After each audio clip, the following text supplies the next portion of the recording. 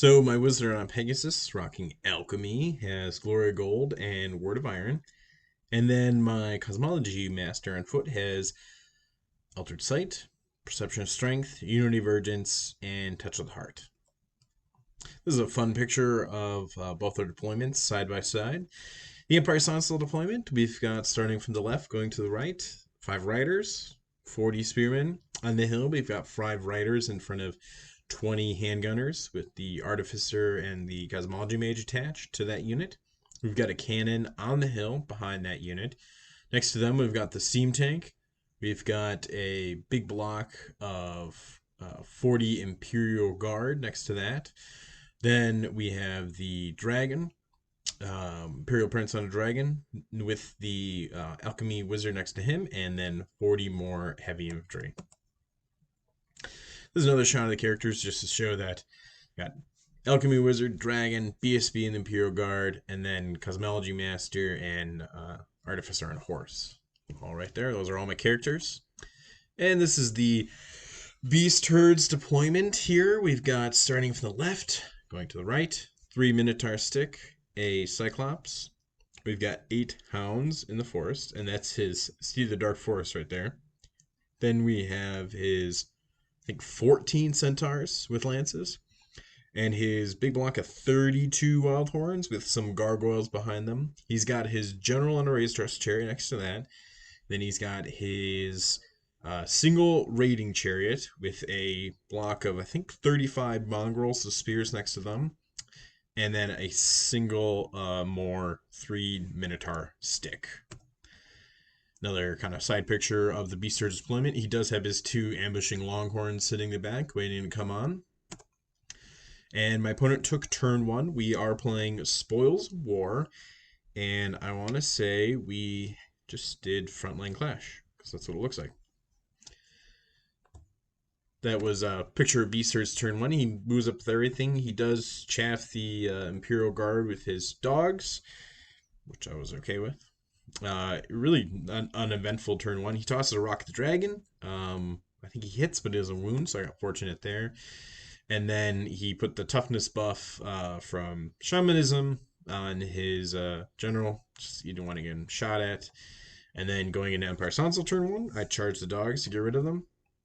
And then I do a bad job capturing the rest of my movement, but it'll be pretty clear where I moved. I do toss Unity Divergence at the Wildhorn block, and I get it off, but I miscast with 3/4, so unfortunately I forget the spell. My opponent elected to not spell it, which I thought was a good move on his part. That was the only thing I got off. I don't think my cannon does anything the turn 1, and my I think he stayed out of range of my handgunners for the most part. So going into Beast Herds turn 2, he attempts to make 2 charges out here with both his Mongrels and his Minotaurs. And just the Minotaurs get into combat, and this is actually a picture after combat. So he's killed a bunch of me. I've killed some of him. Actually, I'm trying to think if there was some shooting from riders, maybe, because I do have one of my rider units over here. And also my opponent on his turn 2 made a charge into my dragon. And I think after that combat, I took at least a wound, if not maybe 2. Yeah, and I think I might have done a wound to him. I was not rolling very good with my dragon, and my opponent was rolling very well with his fortitude saves. And also, my opponent got into combat with his Cyclops and his Minotaurs into my Heaventree with Halberds. They thankfully passed their terror test because they got steady men up from the dragon. And then he also got Spectral Blades up on his big block of Wild Horns, because I think he was nervous about a charge from the Imperial Guard or wanting to deter that. And then I stopped Awaken the Beast with his general because I don't need him being any stronger than he already is, but he was able to get Savage Fear up, which is really good because he's got the Fatal Folly build, which is really powerful when you have Battle Focus on this guy. So actually, this is probably getting to the combat phase, so looks like I did a wound. I must have shot at those Minotaurs before they got to combat. My dragon takes 3 wounds, it looks like, from that combat, so that's a bit tough. Yeah, I mean, It's definitely not an ideal matchup. I want to say I even used my breath weapon and from the dragon. I want to say I did like 3 or 4 wounds, and he just made all his 3 up armor saves. He's got 2 up, 4 up, and out of I think I did 4 wounds with my breath weapon. He just passed them all on a 3 up. So that was a bit unfortunate. And then the over here, I think we poke a couple wounds on the Cyclops, we kill a Minotaur, and we hold, which is all they really need to do at this point.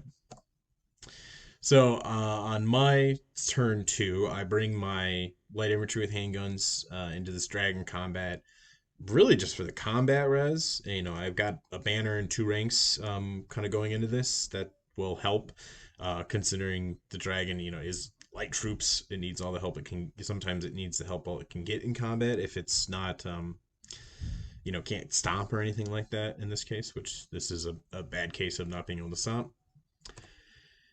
And this is what the rest of the board looks like. It's a good way to see where things are moving. So my opponent did ambush on turn 2. He brought up some longhorns on the left there, and he brought up another unit of longhorns on the far right in that forest.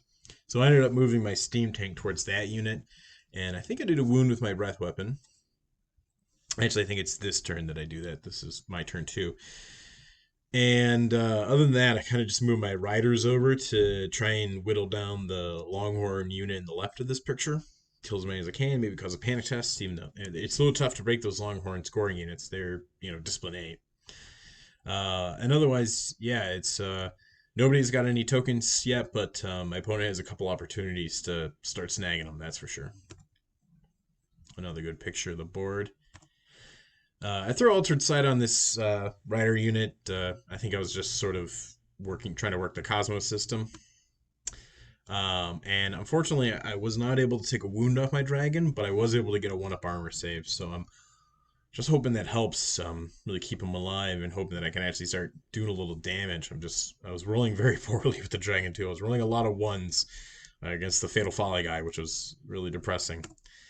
The shooting goes great over here. No panic test, but it kills 7 of these longhorns, so that's great.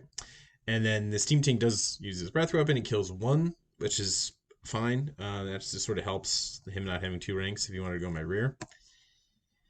And then going into this combat, it looks like I took another 2 wounds on the dragon, and it looks like he's got 1 wound on him. So I want to say he had to take a break test, but he passed. I want to say this was the round where I rolled. I think my Sonnstahl guy just rolled 4 1s. He just straight up 4 1s. I know I rolled 7 1s in between 2 runs of combat with my Sonnstahl guy, and I was just flabbergasted because it's against the Fatal Folly guy. He had battle focus in 1 round too, and it was like he was rolling 6s with my. Oh god, it's gross. It's like I roll a 1, he rolls a 6, he gets 2 more hits, and I didn't hit at all. It's really tough. But yeah, the dragon's taking on the chin, unfortunately, this game. And on the good news is the spearmen have rolled out of the combat with the Minotaurs and killed the Minotaurs, so that was very fortunate. I've noticed they occasionally just do that sometimes. They just sort of roll well enough that they can kill something like that, so that's good. And then my opponent's really just zoning me with his chariot on the right there, and staying a little bit far back with his big block of wild horns in the middle there. I think we're both unsure how the Imperial Guard combat would go with that, especially if I can come in, we strike Simo, I might get a buff off that could hurt. If he doesn't have any buffs, I get a decent armor. I can have a decent armor save still against him. So I think we're kind of it's like a no man's land right there. And then really there's the combat with the dragon too that is undecided too. And on the other side, on the far side of the board there, you can see that he brought his centaurs into the remainder heavy infantry fighting the 2 minotaurs left, and he also brought his longhorns in the rear too. So that is going to go my opponent's way, and that flank is going to collapse for me. So we'll see what happens there. Another good picture, better picture of this side of the battlefield. So I stopped Savage Fury because again, battle focus is really good on the Fatal Folly guy. My opponent put Blackwing Totem up, which is not a bad move when it's your turn, and you can sort of start. It's really a spell thinking in advance how you're going to, use this unit in your next turn. So it's very smart. My opponent's move. Any of the dice. Unfortunately, I just couldn't hold on with the dragon. I want to say it again. It's like I rolled like 3 1s this turn, and I want to say I survived the Fatal Folly attacks, and then my opponent just snuck a wound through with his general with his strength 6. And there goes the dragon. He even had the 1-up armor save, and I couldn't take any wounds off, and I also unfortunately lost the 5-up Aegis save spell too, because that could have helped possibly keep it alive a little longer. But unfortunately, it goes down, so that's a bit of a bummer. But this is my opponent's turn, so I do have my rebuttal next turn. However, one bad thing that happens is my alchemy wizard breaks, and he just flies off the table. So that's a bit of a bummer because, it would just be nice to have that caster still alive, and he's a chunk of change, and have my reroll, but he just like, oh no, the dragon, bye. And then this was actually a good stroke of luck for me here. He does a lot of damage, but there are some halberdiers remaining. They break, and my opponent elects to push me towards his table side because I do have the steam tank down there, and he was nervous that if he fled towards me, it would just make it easier for the steam tank to get into him. And he was also nervous about failing his pursue roll with his centaurs, which he did end up failing. He wanted to sort of be able to just sort of look at the steam tank with them, but unfortunately they also couldn't restrain their pursuit. So everything went after the heavy infantry. They got caught, but now my opponent's units are looking the wrong way. So that was very fortunate for me. That gave me a little bit more time to figure out this side of the board. And I was able to get rid of his, I think he had 3 remaining Longhorns. I'm able to do with these guys. And it's a really far charge for that chariot, so I'm pretty safe there. And I've just sort of put up my heavy infantry in front of his mongrels. He's got a good chance of beating me. But if he comes in, I go first. If I go in, he goes first because we're all spear units. But he does have he's going to be able to pick up the ejected on his turn, so that is not good for me. And then in my turn 3, I actually was able to get a flank charge into the general with the Imperial Guard, which I take. I sack the champion in the Imperial Guard unit. My opponent kills him, but then I just had a ton of combat res, and I was able to break the Beast Lord on the chariot. I was not able to pursue him down, but I was able to make an overrun into the Wild Horns with my Imperial Guard unit. And I'm relatively, I think I take a little bit of DTs coming in, but if there's any time that it could be, because I think he has the Obscuring Fog on his, I want to say he has it on his Beast Chieftain, so I almost need to charge, otherwise if he comes in, he goes first, I think. Yeah. So, yeah, at least this way we can go Simo. I'm hoping that I can just do okay. It's not a great combat for the Imperial Guard, but as we'll see in a little bit actually. So this is what it's looking like. About to start Beast Herd's turn 4. It's a terrible blurry picture. My opponent's general does rally, no problem. Everything kind of starts turning around. Thankfully, the steam tank just sort of moved forward as far as it could. It's going to be able to sort of do whatever it wants next turn, which is great. My opponent really couldn't stop it from doing too much. And then we go in this combat. I think my opponent gets Savage Fury off. Looks like, I think that's it. I think I had to stop Structural Blades and the strength buff, but he does pretty well. And he just starts decimating this unit. I want to say this was maybe just like his characters. There's 5 right there. And then, yeah, the unit goes, and they just wipe out a ton of me. I don't really make a big dent into him. I mean, I'm kind of just 4s and 4s. And, with 24 attacks, I mean, what I'm only really expecting to do 6 wounds, and I think I do about that. So, yeah, it's just not a great combat for Imperial Guard. And I'm unbuffed because I was focus on other ththings. When I was getting this unit into there, I should have. I mean, it would have been great to have perception of strength up on this unit to do a little bit more damage. But even that, it's a little bit more damage. So unfortunately, yeah, that's not very great, and that's not going to go very well. But yeah, and I want to say we shoot at these uh, gargoyles with my light infantry with handguns. I don't even think we do any damage, or we might kill one or something. And this is my BSB dying on my opponent, or on my turn 4. Because unfortunately I went in. It's like I got in, and the combat started on my opponent's turn 4 and then ended on my turn 4, which is bad too. I mean, that's just kind of unfortunate. I almost should have yeah, and a restraining pursuit would have been bad too. just bad positioning, unfortunately, with this Imperial Guardian, and not a good matchup.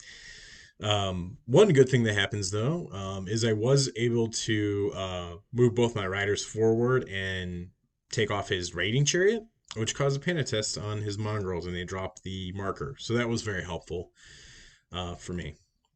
That unit does rally though, and this is going into my opponent's turn 5. The steam tank on my previous turn 4 did go into the centaurs, beat him up a little bit, made him flee, but they don't go off the board or anything like that. So on his turn 5, he does charge the light infantry with handguns. They flee. My opponent has no problem making it. Thankfully, it kind of takes him way out of the way, so that's helpful. And I believe he gets a charge here. I moved my cannon up the hill because I didn't want my opponent to get the gargoyles in there when the light infantry was still fighting the dragon. And then of course, like, the general fled, and then I had the possibility to shoot him, but the cannon was off the hill, so I moved it over. But then he was able to charge me, so it was just, yeah, it's just not great. I almost should have just taken the risk of having the shot available instead of moving it around. Yeah, so my opponent's mongrels have rallied. His longhorns have charged my steam tank in the flank just to hold them up, and they're sitting on the marker, so they're going to be able to pick it up. And now I have to kill those longhorns by the end of this game, otherwise my opponent gets the objective.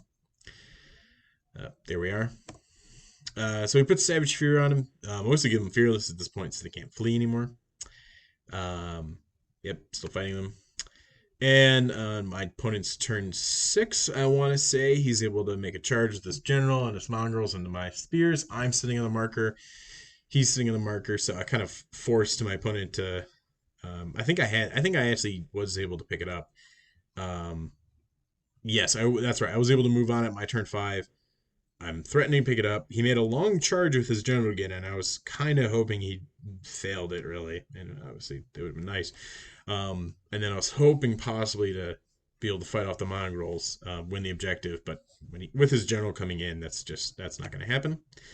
This is what the rest of the field looks like. As you can see, there's one longhorn left fighting Steam Tank, who's going to get it, hopefully.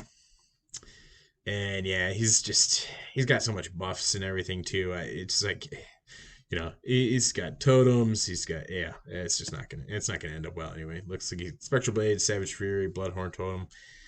Gross. It's gonna really hurt the spearmen, and it does, and he kills them. And he runs them down. But again, this is my opponent's turn 6, so thankfully he can't pick up that objective either. So that is helpful.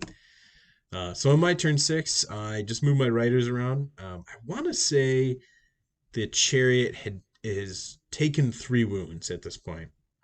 I think from 2 fighting the dragon, 1 through maybe dangerous strain. So I moved my riders around to try and see if I can poke 1 more through to get half points on this general, or possibly kill him. That'd be exciting. At the very least, I was hoping half points.